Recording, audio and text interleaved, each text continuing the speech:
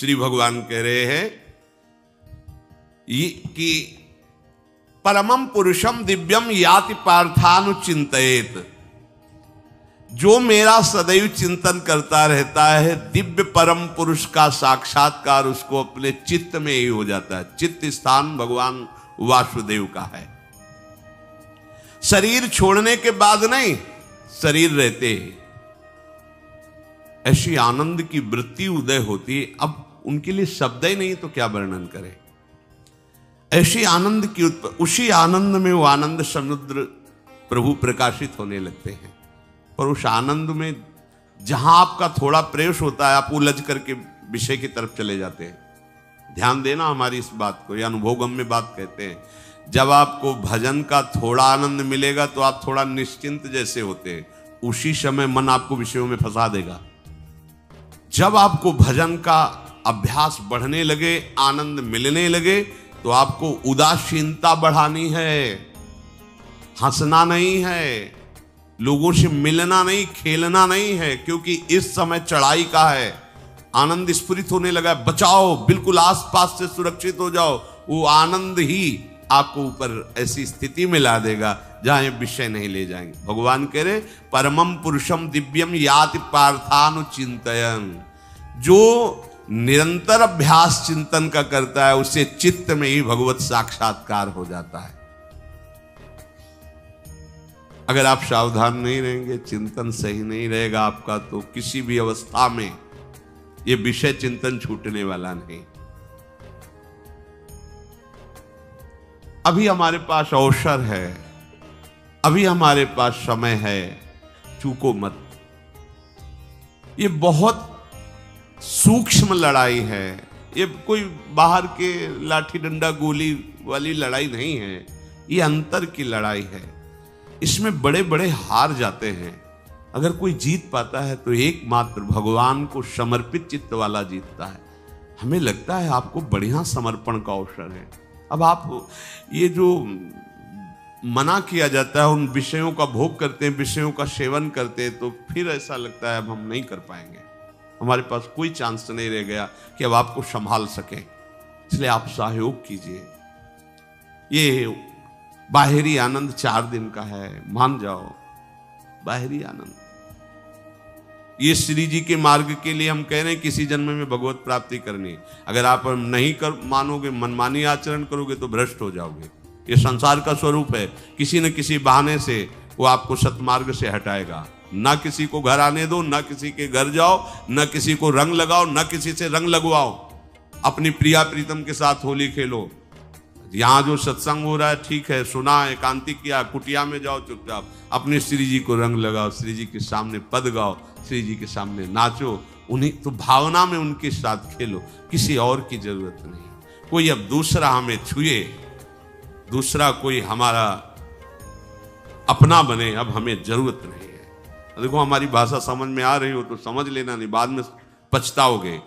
किसी को भी अपने साधन कक्ष में प्रवेश मत दो, किसी को अपनी कुटिया में मत आने। अब आप यहाँ गृहस्थ नहीं हो, यहाँ भी रह रहे हो, भले गृहस्थ वेश में रह रहे हो, आप वनवासी हो, आप श्री जी के उपासी हो, कोई व्यवहार की जरूरत नहीं। जब ऐसे रहोगे तो श्री जी आएंगे आपसे खेलने। निष्ठा, हृदय में निष्ठा। अब व्यवहार की गुंजाइश नहीं रह गई, हमारे पास समय नहीं व्यवहार का। हमारी बातें मान लो, पर आप लोग मानते नहीं हो, इसलिए रंग नहीं चढ़ पा रहा। अरे वो बेचैन है आपके साथ खेलने के लिए, उनकी तरफ जब देखो ना तो बेचैन है, पर उनकी तरफ कोई देखना ही नहीं चाहता। वो तो यहीं से फुर्सत नहीं मिलती भोगों से खेलने के लिए, संसार के राग में खेलने के लिए। अरे वो तो लालायित है, वो तो खुशी हो रही है कि ये हमारा शरणागत हो गया, अभी हमारी सहचरी बनेगा, हमारी सेवा में आएगा। शरणागत हो करके पीठ कर लिया श्री जी की तरफ, मुख कर लिया संसार की तरफ, तो दोनों लाड़िले उदास बैठ जाते हैं। अब क्या करें, ये तो उधर मुख करके जा रहा है, चलो फिर कभी लौटेगा, वो फिर इंतजार कर रहे हैं। विमुख भये निमिषो ना अकृपा, जब चिते तब ऐसे। खूब अभ्यास करो नाम जब। कोई होली दिवाली त्योहारी, हमारा सारा त्योहार लाडली लाल से है, इन्हीं के साथ खेलो। देखो तुम्हें बताएं, जो बच्चा बाहर खेलने नहीं जाता तो माता पिता उसके साथ खेलने लगते। कैसे? घुटने के बल चल रहा है तो वो पिता भी घुटने के बल चलेगा उसके साथ साथ। वो तोतली बोलेगा तो वो भी तोतली बोलेगा। देखा है कभी ऐसा? ऐसा कर। तो ये हमारे स्वामी भी जब देखेंगे कि अरे ये तो किसी से राजी नहीं है, केवल हमसे खेलना चाहता है, इनके लाने का एक ही उपाय है, ध्यान रखना, अनन्य व्रत नहीं चाहिए हमें। और जैसे कल आप सुन रहे थे, पपीहा बन के रहू रे, बस यही चातक व्रत नहीं, हमें नहीं चाहिए। अगर हमारे रंग पड़ेगा तो लाडली लाल का पड़ेगा, हम खेलेंगे तो लाडली लाल के साथ खेलेंगे, नहीं तो अब आजीवन नहीं खेलेंगे, आजीवन नहीं खेलेंगे। अगर हम पाएंगे तो इनकी जूठन पाएंगे, नहीं तो प्राण त्याग देंगे, जिएंगे तो वृंदावन में जिएंगे, नहीं जीवन। ये व्रत चाहिए। काहे को व्यर्थ समय नष्ट कर रहे? धारण करो अनन्य निष्ठा का व्रत। इनको अपनी तरफ आकर्षित करने के लिए अनन्यता ही व्रत है। रसना कटो जो अन रटो, निरखियन फुटो, नयन श्रवण फुटो जो अन सुनो, श्री राधा जसमय। कोई भी सत्संगी कोई व्यसन न करे, अन्य किसी से संपर्क न करे, खूब पद गाओ, खूब नाचो, अपना दरवाजा कुटिया का बंद करके खूब रो, नाचो, खेलो, कूदो, उन्हीं से वो खेलने लगेंगे। उनको चैन नहीं है आपके सिवा, आप चैन से रह रहे हो। हमारे प्रिया प्रीतम आपका इंतजार कर रहे हैं, तभी आप पर हेतु की कृपा की। ये बात अंदर की समझो, प्रिया प्रीतम अंदर से आपको बहुत प्यार करते हैं, पर हम देखते हैं कि आप प्रिया प्रीतम से प्यार नहीं करते। आप संसार की तरफ बढ़ते जा रहे हो, हाथ फैला खड़े, मेरी तरफ आ जा। ये हमारे भगवान नहीं है, ये हमारे लाडली लाल है। हम इनको भगवान नहीं, ये तो प्रेम के खिलौना दो खेलत है, प्रेम खेल। हमारे रसिकों ने इनको भगवान नहीं माना। अगर कोई संकट आया तो अपने आंचल में छुपा के इनको लेके भागे। ये नहीं सोचा कि अखिल लोक ब्रह्मांडों का ईश्वर, इसको छुपा के भागने की क्या जरूरत है। चाहे बिहारी जी को, चाहे राधा वल्लभ लाल को, जब कभी कोई ऐसा भय आया है तो ऐसा नहीं सोचा कि भगवान रक्षा करेंगे, नहीं, इनकी रक्षा हमें करनी है। इनको छुपा करके, कभी काम वन में राधा वल्लभ लाल को, कभी बिहार वन में से बिहारी जी महाराज, छुपा छुपा के अपने अपने ठाकुरों। तो हमारे ये लाडले हैं, प्यारे हैं, इन्हीं के साथ खेलना है, इन्हीं में रहना है, अब इन्हीं के पास रहना है, इन्हीं में रहना है। दो बात ध्यान रखो, इन्हीं के पास रहना है, इन्हीं में रहना है, बस। अब यही हम नहीं कर पाते, वही जो शुरुआत सत्संग में की थी, सबकी ममता ताग बटोरी, मम पद मन। ये भारी बात है, भारी बात है। जितनी जल्दी आप उदास हो जाओ संसार से, उतनी जल्दी मुस्कुराहट आ जाएगी प्रिया प्रीतम के मुख में आपके लिए। आप जब मुस्कुरा रहे हो उधर, तो वो उदास बैठे कि हमारी तरफ क्यों नहीं देख रहा। अब हमें अपने प्यारे को उदास नहीं करना, प्यारे को मुस्कुराहट से युक्त करना है। क्या हम उदास हो जाए? ताते मौन रहे वो उचित है, जगते भयो फिरे बैरागी, वृंदावन रस में अनुरागी। खूब चिंतन परायण रहो, कोई भी विषय का सेवन ऐसा ना करो जो आपकी बुद्धि भ्रष्ट कर। कोई आपने ऐसा गंदा व्यसन, गंदी बात, गंदी चेष्टा, आप परसों नरसों, फिर आगे क्या? आपका जो साधन मार्ग वो ढक जाएगा, फिर प्रमाद छा जाएगा। हमें किसी भी उत्सव में, किसी भी उत्साह में अपनी प्यारी जू की अनन्यता और सिद्धांत को नहीं छोड़ना, अपने मार्ग में चल। ये अध्यात्म है, अध्यात्म। ये दान पुण्य की बातें नहीं है, ये लोक लोकांतर में भटकने की बातें नहीं है, सीधे भगवत प्राप्ति की बातें हैं। यत करोषि, जो भी तुम करोगे वो तुम्हें अपने आराध्य देव के लिए करना है, आराध्य देव को समर्पित करना है। देहाभिमान अभी कुछ ही समय में गलित हो रहा है, ऐसा आपको अनुभव होने लगेगा। कैसे समझेंगे? देहाभिमान गलित हो रहा है जब आपका अपमान हो और आपको कोई फर्क न पड़े, आपका सम्मान हो, आपको कोई हर्ष नहीं हुआ, बड़ा लाभ हो गया, कोई सुख नहीं हुआ, बड़ी हानि हो गई, कोई दुख नहीं हुआ। शरीर स्वस्थ है, कोई हर्ष का विषय नहीं, शरीर अस्वस्थ है, कोई शोक का विषय नहीं। यह है देहाभिमान गलित होने का स्वरूप। यत करोषि, तो जो भी हम करें, पापाचरण भी करें तो श्री भगवान को अर्पित कर दे। बोले नहीं, तस्मात् शास्त्रम प्रमाणम ते कार्याकार्यो व्यवस्थित हो। जो तुम्हें करना है उसमें प्रमाणित कार्य करने हैं, शास्त्र के अनुसार। यत करोषि, अब जो भी करोगे शास्त्र सम्मत करोगे और प्रभु को समर्पित करोगे। देहाभिमान बहुत जल्दी गलित हो जाएगा। यदश्नाशी अशन भोजन, जो भी पाओगे पहले प्रभु को भोग लगाओगे, देहाभिमान गलित हो जाएगा। मान लो मेरी बात, ये सब 4 दिन के उत्सव, 4 दिन की चांदनी है। शोक समाज पूरा तैयार हो रहा है हमारे ऊपर आक्रमण करने के लिए। तुम्हें क्या पता, शोक का अंधेरा छाने के पहले ही व्यवस्थित जहां पहुंचना है वहां पहुंच जाओ, फिर अंधेरा छा जाएगा, कोई फर्क नहीं पड़ेगा। अभी आप यात्रा ही नहीं प्रारंभ किए हैं और अंधेरा आ गया तो मार्ग ढक जाएगा और जीवन व्यर्थ चला जाएगा। कुछ भी मत खाओ। कैसी धूर्तता हमारी बुद्धि में बैठी है।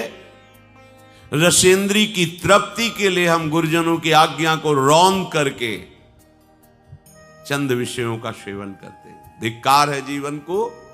यदि आज्ञा उल्लंघन करके अमृत भी पीने को मिले तो विष हो जाएगा, ध्यान रखना। इंद्रियों की चाटुकारिता करते हद हो गई। अरे संसारी पुरुष में ऐसा देखे तो चलो, लेकिन जो भगवत मार्ग के पथिक, धिक्कार तुम्हारे जीवन को। प्रियाजू को बिना भोग लगाए अर्पित किए तुम पाने के लिए उत्साहित कैसे हो रहे हो? जिन वस्तुओं को निषेध किया गया है उनकी तरफ स्वप्न में भी अगर गति हो तो जलन होनी चाहिए कि स्वप्न में भी हमने कैसे स्वीकार कर लिया। कभी कभी ऐसा लगता है कि भगवत प्राप्ति बहुत कठिन है, ये समझने वाले नहीं। मेढक को तौलने का अगर हमें आदेश मिले तो तौलना बहुत कठिन है। 5 रखो, 2 उधर छिटक के चले गए, उनको घसीटो तो 3 पहले वाले फिर उतर के चले। ऐसे है, सावधान हो जाओ। ये आज्ञा का उल्लंघन तुम्हारे लिए नारकी गति का काम करेगा। अगर आज्ञा है कि अमृत नहीं पीना तो मत पीना, नहीं वो विष हो जाएगा। और अगर आज्ञा है विष पी लीजिए तो गरल सुधा रिपु करहि मिताई, गोपद सिंधु अनल शीतलाई। वो विष अमृत हो जाएगा, तुम्हारा शत्रु तुम्हारा मित्र हो जाएगा। ये भव समुद्र गाय के खुर के गड्ढे के समान हो जाएगा। आज्ञा पालन बहुत बड़ी सिद्धि है। ये मूढ़ता का त्याग कीजिए। आप जानते हो, जानते नहीं है। नहीं, तुम नहीं जानते हो, तुम्हें वो जान रहे हैं।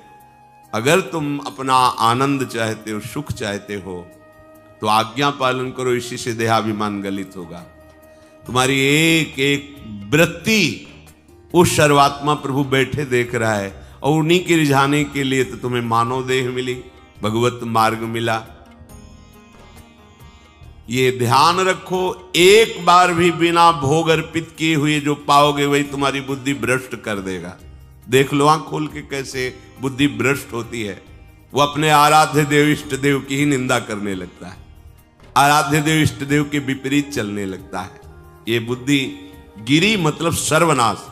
जो शास्त्र में कहा गया है, कामः संजायते क्रोधा क्रोधा स्मृति विभ्रमा स्मृति भ्रंशात् बुद्धिनाशो। बुद्धिनाश को ही कहा गया प्रणश्यति, नष्ट हो गया, वो किसी काम का नहीं। यत करोषि, जो भी कर रहे हो वो प्रभु के लिए हो और प्रभु को अर्पित करो। यदश्नाश, जो भी असन भोजन करते हो, जो भी तुम्हारी जिह्वा में जाए, अगर तुम इसी जन्म में भगवत प्राप्ति करना चाहते हो तो बिना भोग लगाए मत पाना, मान लीजिए। फिर कह रहे यज्जुहोषि, जो भी तुम हवन का तात्पर्य होता है भागवतिक कार्य करते हो वो प्रभु को अर्पित कर दो, बड़ा सुख मिलेगा। जो तुम ददाशी, किसी को भी कुछ भी देते हो प्रभु को दे दीजिए। देने के पहले उसमें भाव कीजिए राधा वल्लभ लाल इसके हृदय मंदिर में बैठे। अब भोजन जल वस्त्र जो भी आपको उसको दिया तो उस व्यक्ति को नहीं दिया, सीधे ठाकुर जी को दिया, राधा वल्लभ लाल को दिया। यत् तपस्यासि, जो भी तुम तपस्या कर रहे हो, काम वेग को सह रहे हो, क्रोध को सह रहे हो, गर्मी सर्दी सह रहे हो, अनुकूलता प्रतिकूलता सह रहे हो, ये भी प्रभु को अर्पित कर दो। भगवान आदेश कह रहे हैं तत्कुरुष्व मदर्पणम। ये सब मेरे को अर्पित करने का मतलब मेरी पूर्ति नहीं हो जाएगी, तेरी पूर्ति हो जाएगी। भला ये सब नदियां समुद्र में गिरना बंद कर दें तो समुद्र घट जाएगा क्या?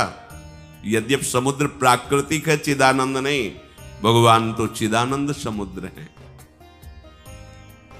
कोई भी नदी चाहे बाढ़ युक्त जाके गिरे या गिरना बंद कर, समुद्र में कोई फर्क नहीं पड़ता। इसीलिए सेवक जी ने कहा है, मांगो मन मनुष्य दासी अपनी कर, पूर्ण काम सदा हृदयम। हे पूर्ण काम प्रभु, यद्यपि आपको मेरी जरूरत नहीं है, पर मैं अपने लिए मांग रहा हूं कि अपनी दासी बना लीजिए।